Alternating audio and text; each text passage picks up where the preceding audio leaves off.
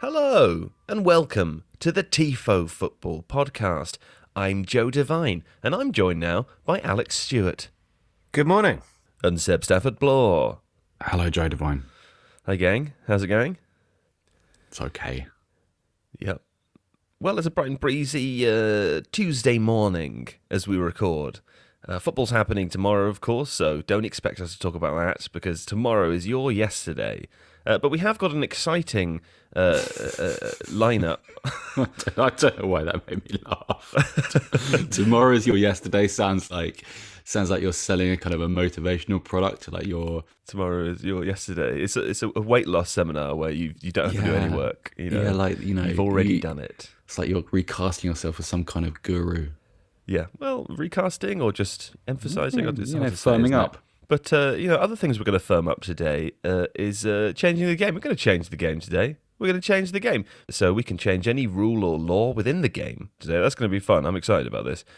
Before we get to that, we're also going to talk about something we've noticed happening in Premier League games, free kicks. We're going to kick off talking about that, which is something that's been around for a while, but unusual nonetheless. But before all of this, let me remind listeners that if you're looking for something to, while away the hours locked in your home, and you can't bear to listen to your family members anymore, the novelty's gone. You love these people, and either you're with them because you're related through blood, and there's some kind of social cohesion which makes that a necessary relationship, or, you've chosen a partner and you're kind of sick of them, but you love them. It's just, it was never meant to be like this. Yeah? And you don't want to dig into that too deeply for fear of what might happen if you go down that path. So a good tool for distraction is The Athletic. Now, if you get The Athletic, you will have to have fewer conversations with the people in your home. You'll have to think less about the state of the world, and you'll get to think more about the state of the game and be educated on all kinds of sports, including football, of course, but other sports such as... Seb, what are the other sports? American football, ice hockey, bit of boxing. Yes, the American basketball, sports. All the Americans. Right. Yeah. All of the American. I know we've got Americans listening to this podcast. Americans, you'll be right at home, yeah? And it's really, really can't emphasize the point about managing your domestic relationships enough. I tell you what, great tool. And of course, even if you're happy, you'll also like it. Because it's £1 a week. And if you visit theathletic.com/Tifo, you can avail yourselves of that offer. Alex, of course, you live with your parents at the moment, and I bet you find it a useful tool. Yeah, I do. I mean, I spend most of my time in my room anyway because I don't really like anyone. Because you're a teenager.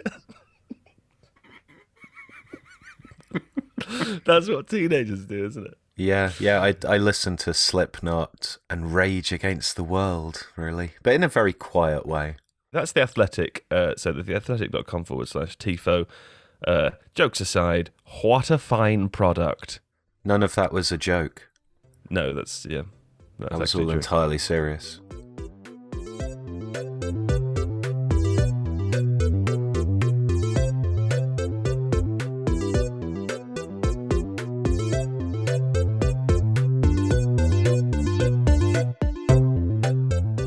Dun, dun, dun, dun. Let us begin by discussing the thing we want to talk about at free kicks. Now, this is something I asked Seb to add to the plan because I know it's been around for a long time, and I'm sure examples will date back many years. But recently, not sure if it's just me, I've started to notice this happening a lot in Premier League games. And what I'm talking about is a player lying down behind the wall at a free kick, which I can't really understand because I can't remember the last time that I saw a free kick that was hit under a jumping wall. And I would imagine that when you only have 10 outfield players, having one of them sort of incapacitated on the floor doesn't really make that much sense unless unless you know it's definitely going to be a shot or a clearable shot or whatever. Alex, I thought I'd ask you about this because I hope that you've noticed it too, and I hope you might explain to me why teams that ordinarily are very good at football are doing this. There must be a reason. Ordinarily very good at football. That's my value judgment. Yeah, no, it makes a lot of sense. So I had a look at this, and I was slightly confused, I have to say. The instance where Fred did it against Arsenal, that made more sense because actually I was able to find a number of Arsenal free kicks that were taken from a very similar position by either Lacazette or Xhaka. So there was an example against Leicester, there was an example against Spurs, where they were in that kind of position and they hit it relatively low, not like actually along the ground, but sort of knee height maybe. But then I found Manchester United doing it in lots of other instances as well. And I went back a year and Manchester United haven't conceded a single goal from a free kick that looks anything like that for the last year. And that's not because they've got a guy in the wall who's blocking those shots. It's just not happening. So I kind of, having reviewed quite a lot of video in pursuit of an answer to this, I couldn't really find one. I mean, there's instances of it going back. I think the earliest one I found was in 2016 in a Brazilian game. Messi sent a goal under a wall famously, and that prompted a couple of teams to do it in La Liga. But I can't really see a pretext. Like you say, there must be a reason. They must have identified, and this is why I looked at the Arsenal free kicks, because in that situation, obviously, the free kick was quite close to the goal, and that made a lot of sense based on how Arsenal had taken their other free kicks. So if they'd only done it against Arsenal, I would understand that. But Man United were doing it against Fulham. They were doing it against Sheffield United. I don't know. It's an odd one, I have to say. It's funny because Fred's pose, I didn't mind it as much because he'd taken some sort of martial arts stance to get low, but he wasn't actually usually lying Fred. down. Fred's usually the guy who does it. That I found one instance where Donny van de Beek did it against Sheffield United. Yeah. Okay. So that probably accounts for 20% of his playing time. Yeah. It's really a lot of experience in the Premier League. But no, Fred was still kind of on one foot, one knee. He was doing a strange sort of. I feel like I'd seen it before in Crouching Tiger, Hidden Dragon. Some familiarity. But Hector Bellerin did this, I believe, against a Manchester United free kick in the same game. And he lay down on his side with his sort of bottom towards the ball, face towards the goal. That's more common. Where you find other teams doing it, it tends to be the full lying down. And what's really interesting, I say really interesting, I mean it's not, but when Van der Beek did it against Sheffield United, he did the Fred pose as well. Right. So they've chosen the pose. They've chosen that the pose is coached, clearly, otherwise they wouldn't. I mean, Van der Beek has obviously spent, like you say, 80% of his career at Man United learning how to do a sort of semi-splits behind a wall. But the lying down thing is more common because that way you get the proper kind of... I mean, this is what I don't understand as well. If you're lying down, you can stop a shot that... If you think a wall jumping up is going to get like 1.5 feet in the air maybe. So a player lying on the floor genuinely does block the rest of that thing. It effectively extends the wall by 1.5 feet. How often free kicks go under walls is, renders it relatively useless, but sure. Yeah, but the way United do it doesn't seem to make sense because you're not covering as much space horizontally, and there's kind of still a slight gap where you're in that crouching pose. I don't know, man. I don't know. Okay, well the data's confusing. Seb, let's go to anecdotal Seb here. Uncle Seb, old man Seb. Maybe he's seen something back in the 2001s that he remembers that he can draw a narrative from. That's your role, isn't it, Seb? What? I'm going to slip into my slippers and dressing gown and my old bastard flat cap and tell you that actually I can remember... In fact, the first time I remember seeing it was in an early version of what is now Pro Evolution Soccer. So back in the N64 days, when that computer game was called International Superstar Soccer, in I think either the second or third version of the game, you used to be able to kind of do a cheap free kick where you could kind of skim the ball under the wall. And I don't remember it happening too many times in real life after that. I think I saw Ronaldinho do it and everybody losing their mind in the kind of the pre-Twitter world.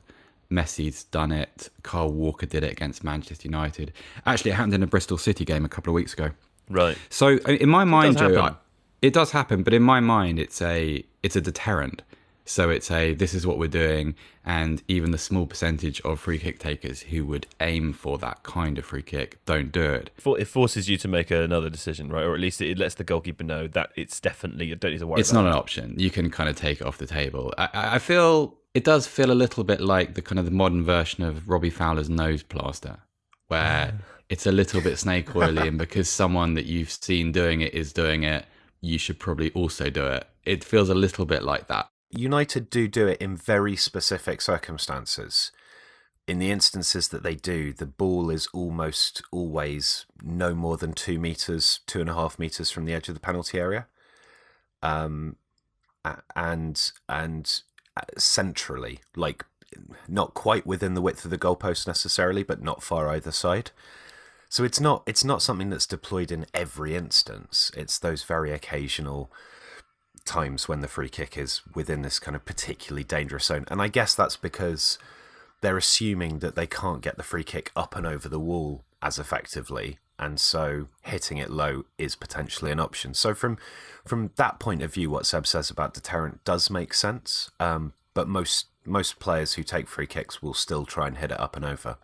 Well, I guess the other way of looking at it as well is that you're only really going to use that additional player as another number in the wall, right? Because the assumption is that as and when this does occur, it's always a shot that's taking place. I would have thought 50% of the time that goes wide for a goal kick or over the top of the bar for a goal kick. If not, it bounces off the wall and maybe there's a bit of a scramble, but there's so many bodies in the way still that it's unlikely that you're going to find a route through to goal. So maybe, because my concern is I look at that and I think, well, okay, Hector Bellerin's lying on the floor. How long does it take him to get up? Could he not have more use elsewhere? But perhaps those sorts of free kicks, maybe the data shows that there's just really no difference whether he's there or somewhere else. And if Seb says it's a kind of a deterrent, then you know what we should do? We should get the Athletics' Laurie Whitwell to ask Ollie Solskjaer next time they do a press conference and just see what he says. I would be interested to, if you looked at this over a long period of time, I think it describes quite an interesting little squad dynamic, because you are appointing someone as, liar down in the wall. And that sort of describes other things that player can't do. So you kind of, either he's not very tall, so not of much use in the wall, or you think, well, you're not brave enough, so your only value in this situation is just to lie down as a human You're shield. pointing to a social hierarchy here, an unspoken social hierarchy. Also, give it 6 months until someone comes up with a name for it, like an Italian name for this, for that role in a wall. Just as long as it ends in a vowel and is fashionable and cool, then that will be good enough, and that you'll have that sort of you'll have that role. I'll tell you what we should do. We should, in the Tifo video, we should just kind of try to lace the term in there and not hopefully nobody notices that we've just made it up. And see how far it goes. And then in 6 months' time, we'll hear Sam Allardyce saying, enough of this Lee Downo, this is a proper football club. But he thinks it's real, the fool. The plan. You can really go too far in your own head. Ultimate victory. Tell you what, we'll be back after this short break to change the game. We're going to change the game. Okay. Time to change the game. Easy done. Easily done. Okay, the rules are as such. You can change any rule or law within the game. It can be macro and deal with the way, for instance, World Cups are awarded, or it can be as trivial or silly as replacing throw-ins or making the centre circle squad. I don't know what that means. Making the centre circle squad? It was supposed to be making the centre circle square. Like the centre circle squad sounds like something entirely different, but as we know, just written Joe, squad instead of square. That's okay. Well, listen, you know me. I will read whatever you put in front of me, even if it says the Ron making the Burgundy centre circle squad. Yeah. Yeah. No, making the centre circle a square. That does sound fun. I quite like that idea. Anything you want. This is Seb talking to us in note form, as long as they serve the game in some sort of way, or you're able to argue that they have some tenuous benevolence.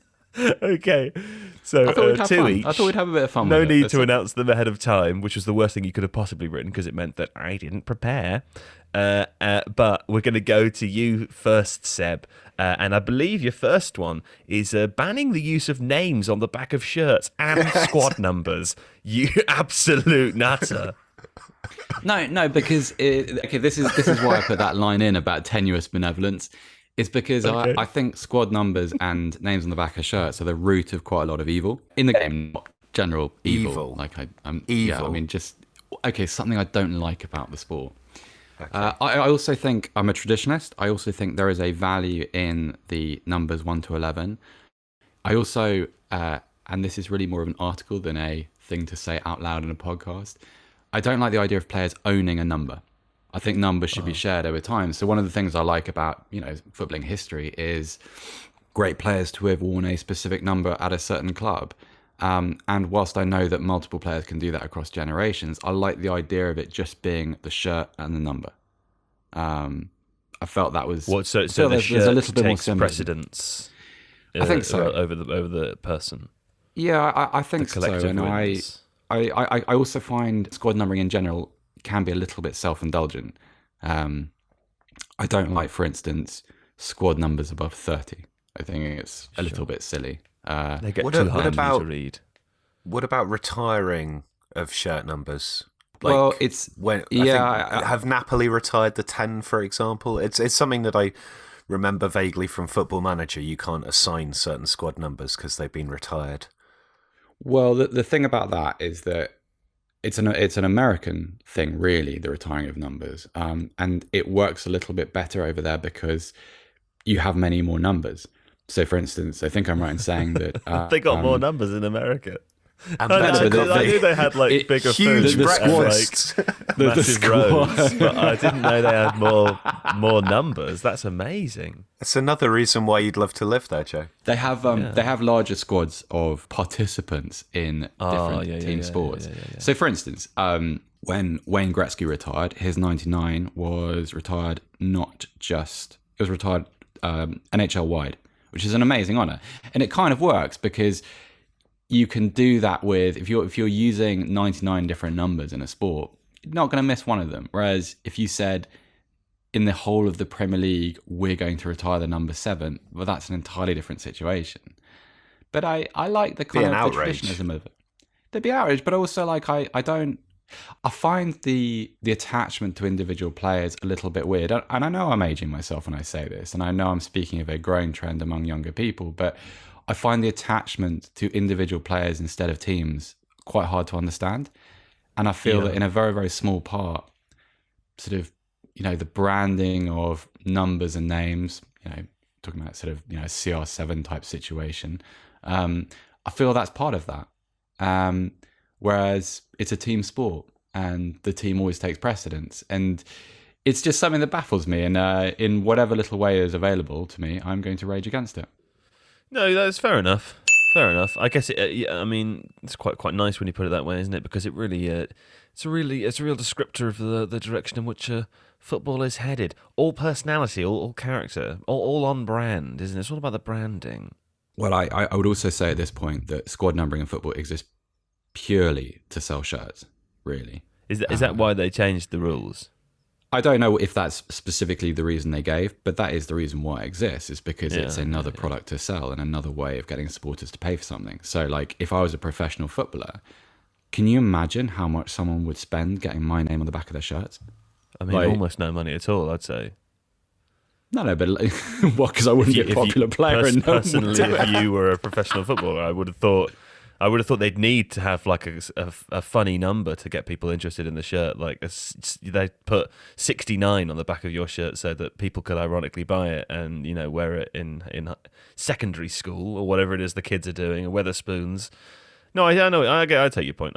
Fine. Is this a kind of room 101 situation, Seb? Are we putting this in a? Do we put this? I don't think so. It was more like because it was personal. I don't think we need to tick or cross our respective ideas.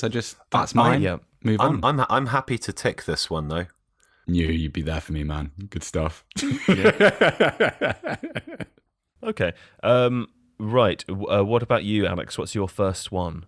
So my first one is, and I can't for the life of me remember which game this was recently, but I saw a game where the referee blew for full time just as a team were 2-on-2, sort of quite deep into the opponent's half. And it was a clear attacking opportunity, and the referee blew in the middle of the attack. And that was quite frustrating, obviously, for those players. And I think the reason that it frustrates me is that injury time, in terms of how it's applied, seems relatively arbitrary. And so my rule change would be that the game doesn't stop past injury time until the ball has gone out of play. I reckon if you'd Guys, watched can I break in for an update? My update break, wife yeah. has made a contribution to the podcast, which relates to our previous section. She is this says, actually an update, or is this just It your is. wife dragging us backwards in conversation? No. She says the lying down roll in a wall in Italian football, there's a commentator who calls it the draft excluder. And there is actually an Italian word for it, which, and like to Italian listeners, to Italian speakers, I apologize for my pronunciation, but the Italian word is paraspiferi. Paraspitheri. Oh, Yeah. I like that. Oh, thanks to Jalen. I didn't. Well, I mean, I did mean to be derogatory, but that was a valuable update. It's a dynamite drop in from the wife. I'll never question your ability to know when to stop us talking again, Seb. That was a good one. Well done. She's got a face now which suggests that she's got something wrong. Oh. It was an English commentator. An English commentator came up with the name, and then she Googled it in Italian. See, our podcast distracts my wife from her work, so if the wrong people get hold of that, I suspect we'll start seeing that all over social media before too long. You know. I hope so. Let's put it in a Tifo video. Hey, Seb's wife, Jalen, thanks very much for your contribution. She I was wrong. Your thanks. Yeah, you were. Good. Okay. Fine. Now that people have stopped interrupting, we can carry on with. I can't even remember what we were talking about. That's the problem with interruptions, isn't it? You go off on a little tangent if you've got a brain like mine, and then you go into this big thing. Yeah, I made a suggestion. Oh yeah, that was a really good suggestion. I've forgotten what it was. Thanks. I'm sorry, was it? Alex. It's almost like it made no impact at all. What was it? Shall I repeat it, or should we just Yeah, move on? I mean, you're I gonna need to don't really remind me. care at this point. Let's play a game where you just say one word at a go until we remember, and we'll see how long it takes us to recall. Okay, No, that's no. Okay, whistle. Whistleblowers, whistle. Oh, it's Shit. you want referees stop breaking up. There we go. Yes. No, I like that one. I think that's good. The ball until the ball goes out. What I was going to say before Jalen interrupted with her valid participation was imagine a Barcelona team, a Pep Guardiola Barcelona team in 2011. How much stoppage time there may have been. What do you think about that? Would that cause you to rethink, Alex? Well, no, because I think there's if a team is winning, right, then it's entirely within their interest to just kick it out once you've got to the end of injury time. So the referee, maybe there'd be a klaxon or something. I think in rugby, 2 whistles. So in rugby they use it like a big. I don't want to say it. A klaxon that signals the time not after. to say horn, so that Joe goes down that rabbit hole again. Okay. That's exactly what I'm trying not to do. But you did it Like that? anyway. Yeah. And it can produce in rugby certainly really, really amazing moments. So I'm thinking particularly of when Japan beat South Africa in the 2015 World Cup and had a good 5 or 6 minutes of uninterrupted attacking, where they retained possession before finally scoring a try to win the biggest upset in Rugby World Cup history. Now, I'm not saying that would necessarily happen in football, but it would allow teams to see attacks through. The winning side wouldn't hold on to the ball unnecessarily because there'd be no need to, because they'd be winning. and the opposition might have the chance to hold on to possession and construct an attack, which they'd want to do meaningfully, because if you're just passing the ball around, it's very, very easy to then kind of hoon into somebody and force the ball out. I guess if a free kick or a corner was won, then it would continue for that free kick, and then the next time it would go. So yes, I mean, it could extend things a little bit, but I think football is sufficiently dynamic that it wouldn't be a massive problem. It just seems to be really unfair because of the way injury time is applied in a slightly arbitrary fashion. It seems unfair that certain teams have really good opportunities in attack, sometimes that could be to win or draw a game, cut off for no particular reason. I really like this idea. It drives me crazy. It's like when you see a corner conceded and referee decides there's no time to take it. It just feels like an authority grab. And there's, I think it's from 1978. There was a very, very famous incident where Brazil were playing Sweden in the World Cup, and Zico scored from a corner, and the referee blew for full time between the corner being taken and the goal being scored. Referee called Clive Thomas. Forgive me if that's wrong, but yeah. And it's just like you think that's a moment where you want to make yourself the center of attention. It's where you want to kind of show that you're in charge. It drives me crazy, that kind of thing. If that had someone to go into, I'd put it in. How about that? Even though I forgot it, it's probably because it was such a good idea, Alex, that it just made sense. Should have been what happens already, which is why it just slipped out of my mind. You know what I'm saying? Anyway, I've got mine now. Are you ready for mine? Tell me about yours. Well, I've just thought of mine, but I think it might be one of the best things I've ever thought of. So here we go. International teams aren't just made up of people who are from those nations or have, citizenship of those nations.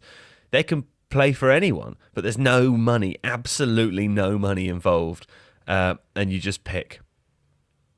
And you can change. What the player picks who you get to represent? Yeah. So you pick twice, basically. When you're 18, you can pick one of them. And then when you're 26, you get a choice to change if you want. But wouldn't that mean that all the players choose the countries with the best resources? Well, I didn't say I'd thought my idea through. And I said there was no money. So maybe the idea is they all have to use the same standard of training ground. There's a sort of homogenous training situation that's policed by some kind of secret FIFA something.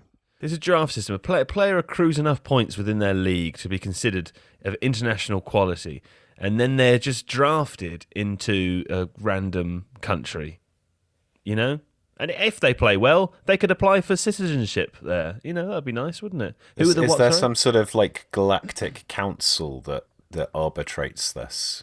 Well, I was going to say it assumes we've reached the point of singularity, obviously, right? Because this sort of thing wouldn't be possible if we didn't have working and contributing artificial intelligence. But that goes without saying, really, for most of my ideas. That's why I was born in the wrong era. If I was born 100 years in the future, I'd be a millionaire. But now I'm just a lowly Tifo podcast host, So that was my idea. I'll think of another one by the time it gets back to me, if you want. So, Seb, do you want to go to your two?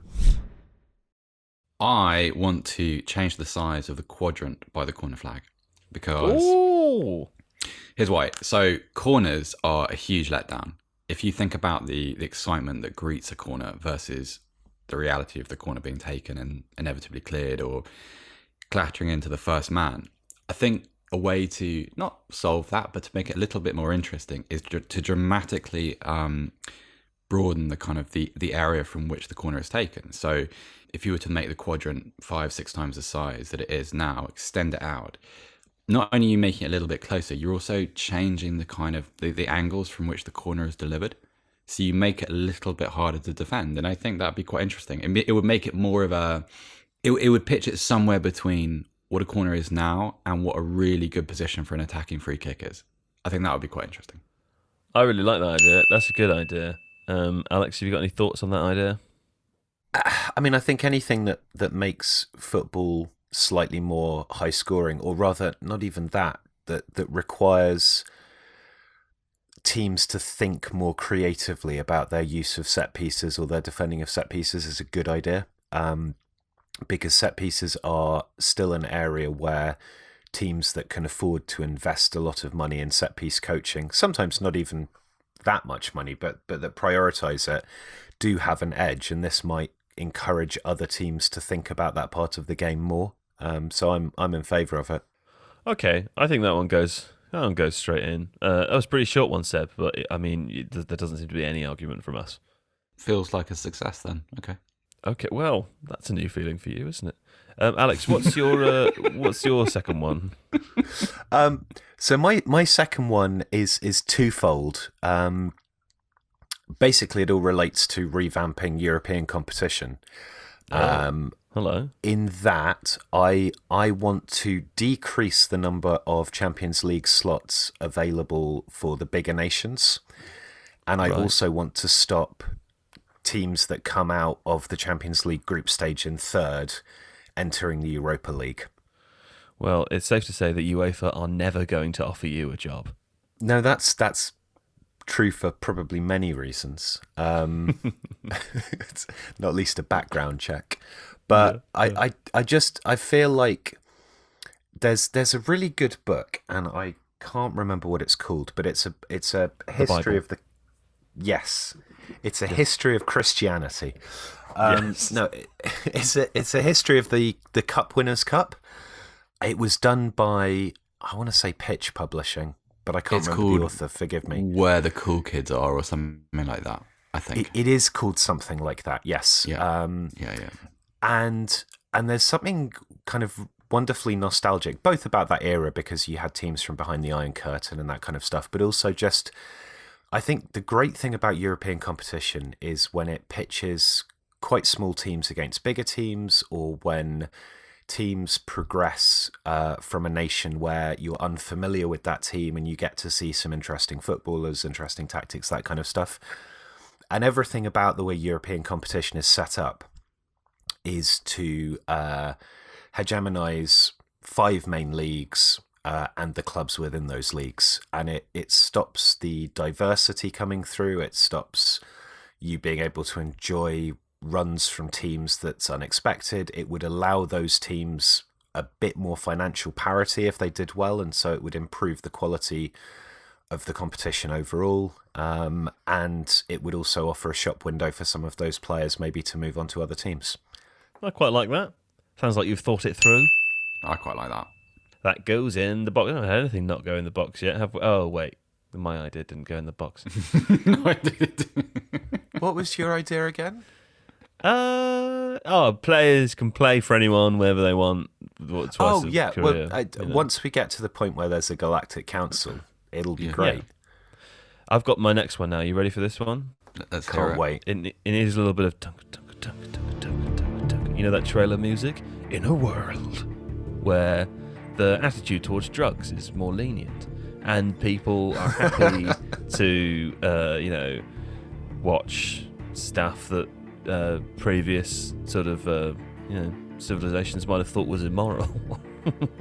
What, pornography? Not pornography. Drugs. Let's have a doping league. Fuck it. Yeah, Why I've not? had this idea before. This is a good one. Let's just have a league where it's all fine. Do whatever you want. Be as creative as you want.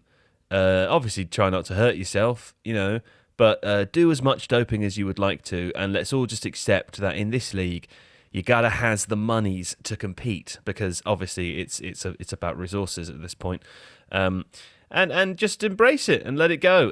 And there would be 2 benefits to this. One, it would be really funny to watch and possibly see, the lack of difference to normal football, because...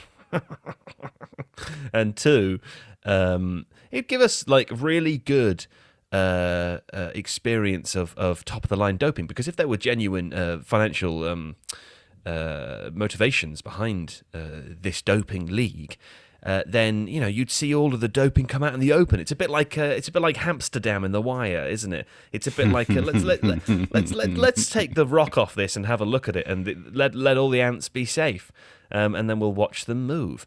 And I feel like it would make anti-doping efforts elsewhere in the world a lot easier, and it would bring that category on miles and miles and miles, I would imagine. Did you?